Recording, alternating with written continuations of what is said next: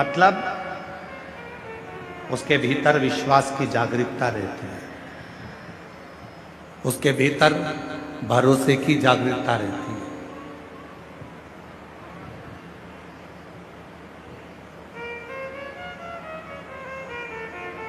उसके भीतर परमात्मा के समर्पण की जागरूकता रहती है, इसलिए उस भरोसे में, उस विश्वास में वो जीता है,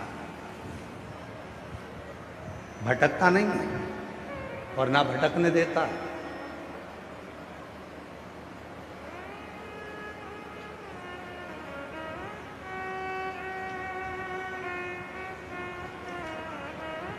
कल एक बहन जी ने एक प्रश्न लिखकर दिया और वो पत्र जब हम कल जहां हम अग्रवाल भवन में ठहरे हैं, अग्रसेन भवन में जहां हमारा निवास है, जहां हम रुके हैं,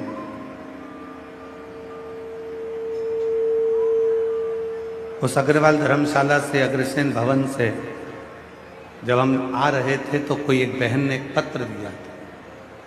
वो पत्र हमने वहीं पर दे दिया था, फिर हम कथा कर कर गए तो उस पत्र को पढ़ा।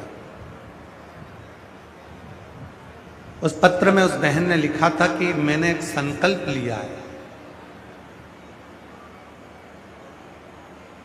कि मैं 1008 बेलपत्र शिव जी को समर्पित करूंगा।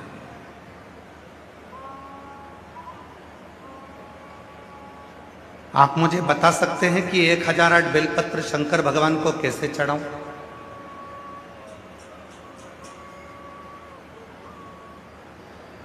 उस बहन ने पत्र में लिखा कि हमने संकल्प लिया है कि 1008 बेलपत्र शिव जी को समर्पित करूंगी। क्या आप बता सकते हो कि वो 1008 बेलपत्र शंकर जी को कैसे चढ़ाऊं? थोड़ा सावधानी से सुनना उस बेटी के प्रश्न, उस बहन के प्रश्न।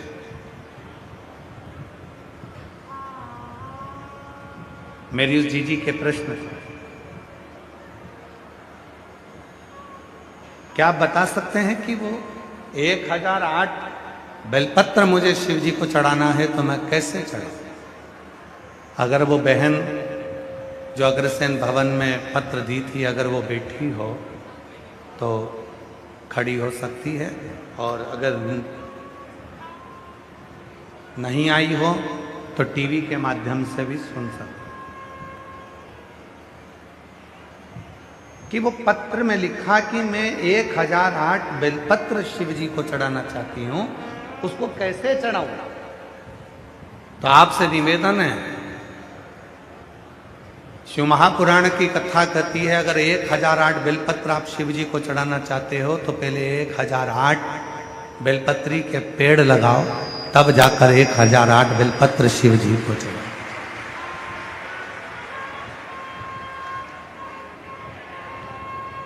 अपना हक ही नहीं है, अपना है। अगर हक हो महाराज, अपना यदि हक हो, जिस पेड़ को हमने लगाया उस पेड़ की बेलपत्र का हक हमारा, जिस वृक्ष को हमने लगाया उस वृक्ष के फल का हक हमारा, जिस पौधे को लगाया उस पौधे के फूल पर हक हमारा। बेलपत्री के वृक्ष को लगाया है,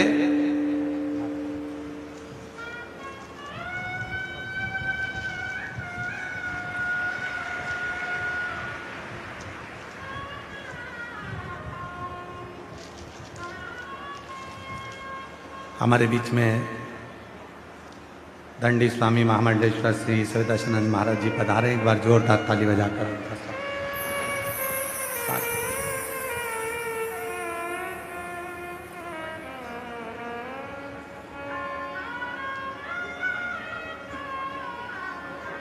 यदि महाराज 1008 बेलपत्र यदि आप शिव जी को समर्पित कर रहे तो 1008 बेलपत्र के वृक्ष लगाने की जवाबदारी भी आपकी। हो सकता है आपको हमारी बात का बुरा लग जाए, हो सकता है हमारी बात का आपको बुरा लग जाए, पर जिस पौधे को लगाया उस पौधे के फूल पर हक अपना होता है, जिस वृक्ष को लगाया उस वृक्ष के फल पर हक अपना होता है, और जिस बेलपत्र के वृक्ष को लगाया उस बेलपत्र के वृक्ष की पत्तियों पर भी हक अपना होता है। फिर आप तोड़कर उसे शिव को समर्पित कर सकते।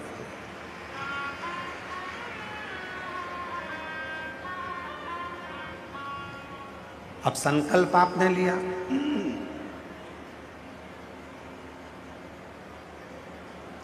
कि 1008 बेलपत्र तोड़कर मैं चढ़ाऊंगी। संकल्प आपने लिया, गला पकड़ रहा है भाई मेरे।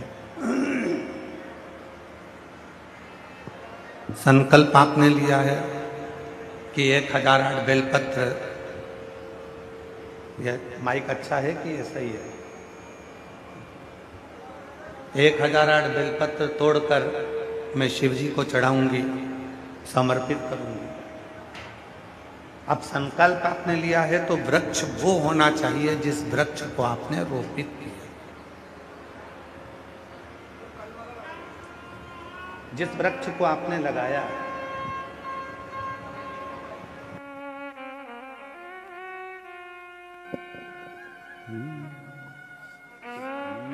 शरण पड़ी मांगो घड़ी रे घड़ी, दुख काटो दया करी न दर्शन आपो।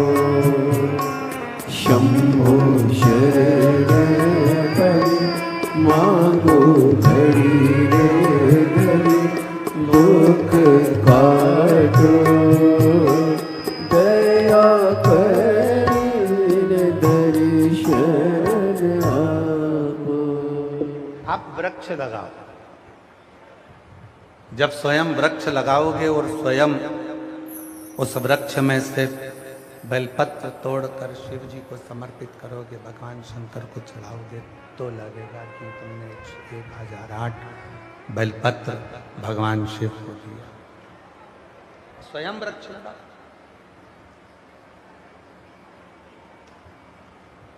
उमा संहिता, उमा संहिता को अगर बन सके, आप सुन रहे हो ठीक है, और यदि बन सके तो आप गीता प्रेस गोरखपुर की शिव महापुराण लेकर आओ और उसको पढ़ो, उसकी उमा संहिता को पढ़िए। बहुत ध्यान लगाकर सुनिएगा मेरी जीजियों, पुरुषोत्तम मास की कथा चल रही है। एक एक शब्द आपके लिए बहुत सुख देने वाला है, आनंद देने वाला है। एक एक शब्द उमा संहिता को पढ़िए। जब गीता प्रेस गोरखपुर के शिवपुराण को लाकर आप उमा संहिता को पढ़ेंगे तो उस उमा संहिता में आप अध्ययन करेंगे, और वो अध्ययन करने के बाद आप अपने भीतर उतारिएगा। मान लो आपने 1.25 लाख बेलपत्र चढ़ाने का संकल्प कर लिया, मान लो आपने 1008 बेलपत्र चढ़ाने का संकल्प कर लिया, मान लो 108 बेलपत्र चढ़ाने का संकल्प कर लिया, और तुम्हारे पास में तुम्हारा लगाया गया वृक्ष नहीं है और तुम्हें इतनी बेलपत्र चढ़ाना है, तो फिर करोगे क्या? बेलपत्र का पेड़ लगने में तो टाइम लगेगा, तो इतनी बेलपत्र चढ़ाओगे कैसे? तो फिर उमा संहिता ने कहा, उमा संहिता में वर्णन आता है, एक बार माता पार्वती जी ने भगवान शंकर को प्राप्त करने के लिए 1.25 करोड़ बेलपत्र के पत्र शिव को समर्पित करने का संकल्प ले लिया। उनकी सखियां बेलपत्र के पत्र तोड़कर लाती हैं तो भी वो 1.25 करोड़ नहीं हो पाते। तब माता पार्वती जी को लगा कि मेरा संकल्प अधूरा रह जाएगा। तब माता पार्वती जी तुमरुका जी के पास गई और तुमरुका जी से पूछा, तुमरुका जी बताओ 1.25 करोड़ बेलपत्र चढ़ाना है शिव को प्रसन्न करने के लिए, मैं क्या करूं?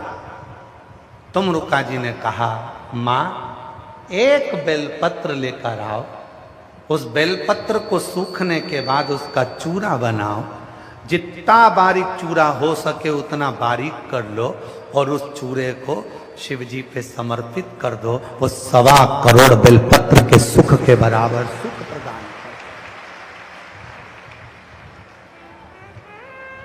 एक बेलपत्र के पत्र में भी वो फल है, वो लाभ है जो 1.25 करोड़ बेलपत्र के बराबर सुख हमको प्रदान कर दे। एक बेलपत्र।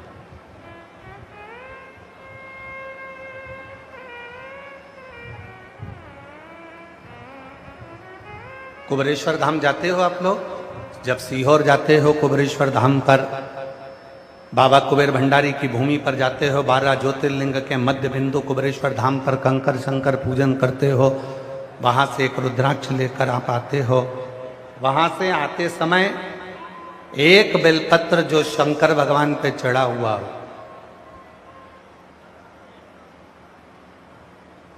कंकर शंकर शिला पर चढ़ाओ, शिवलिंग पे चढ़ाओ, या कहीं कंकर की पूजन हुई हो वहां पर भी अगर कोई चढ़ा हुआ बेलपत्र तुम्हें मिल जाए, उसको लेकर आ जाओ और उस बेलपत्र को सुखा कर रख लो। उस बेलपत्र को सुखा कर रखो। जब लगे तुमको कि मेरा ये वाला काम उलझ रहा है, मेरा ये काम अटक रहा है, उस बेलपत्र का थोड़ा सा चूरा मुख में लेकर उस व्यक्ति से बात करने चले जाओ। 3 महीने के अंदर वो कार्य पूर्ण होकर रहता है। एक बेलपत्र में वो सुख है, एक बेलपत्र में वो फल है, एक बेलपत्र का वो लाभ है जो हमारे जीवन को आनंद की अनुभूति करा देगा।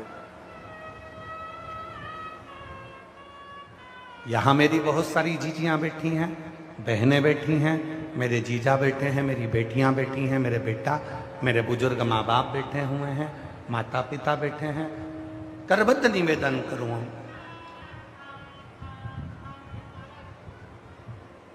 1.25 लाख बेलपत्र चढ़ाना है, 108 बेलपत्र चढ़ाना है, 1008 बेलपत्र चढ़ाना है, 1.25 करोड़ बेलपत्र चढ़ाना है।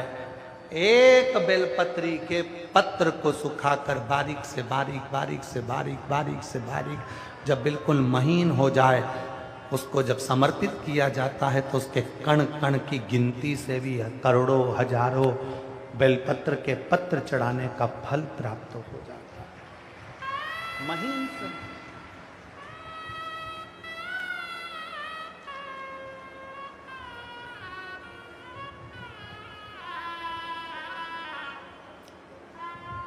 आचार को सुरक्षित रखना है।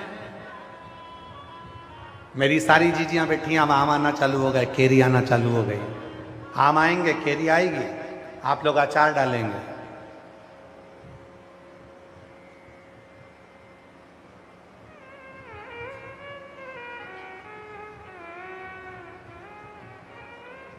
जिस दिन हम आए थे उस दिन हमारे एक दिल्ली वाले गोयल जी और बंसल जी तो यहाँ बैठे हैं, दिल्ली वाले गोयल जी बंसल जी दोनों थोड़ा थोड़ा अचार का डब्बा बांध कर लाए। कहा गुरुजी नया डाला है। तो हमने पूछा क्यों भाई इतना अचार लाए हो, इस अचार में फाँक तो बहुत कम है और तेल ज़्यादा है। तो वो गोयल जी की धर्म पत्नी बोली ये जितना तेल में डूबा रहता है उतना सुरक्षित रहता है। हमने कहा वाह कितनी सुंदर बात कही। अचार तेल में डूबा रहेगा, सुरक्षित रहेगा। मुरब्बा चाशनी में डूबा रहेगा, सुरक्षित रहेगा। और संसार का मनुष्य शिव कथा में डूबा रहेगा तो सुरक्षित रहेगा। जो भगवान की भक्ति में डूबा है।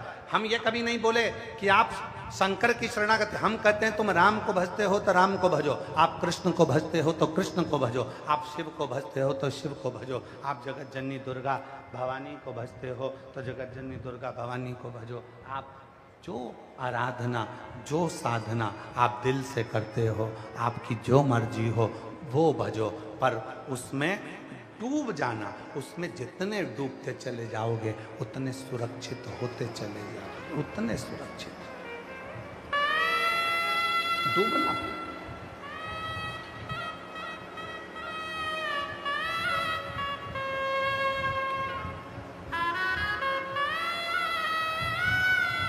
पानी में डूबोगे तो मर जाओगे, और शिव की भक्ति में डूबोगे तो तर जाओगे।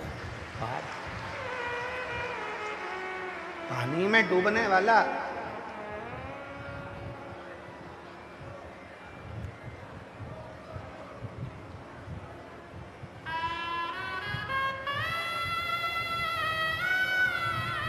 और कहने में पीछे नहीं हटेंगे।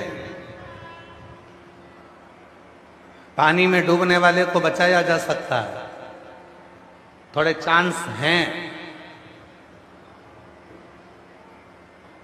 जो माताएं तैरना जानती हैं वो तुरंत जाकर उसका बाल पकड़कर खींच कर ले आती हैं।